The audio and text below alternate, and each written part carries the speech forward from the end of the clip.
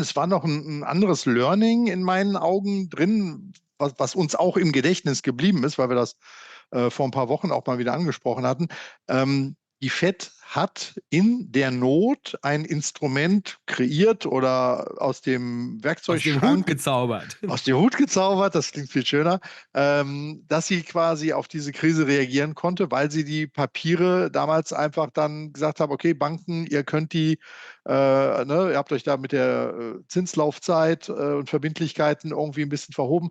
Wir nehmen die aufs Buch bei Papiert. uns, weil wir haben die tiefen Taschen, die breiten Schultern oder den dicken Keller, dass wir die bis zur Fälligkeit halt dann einfach liegen lassen, diese Anleihen.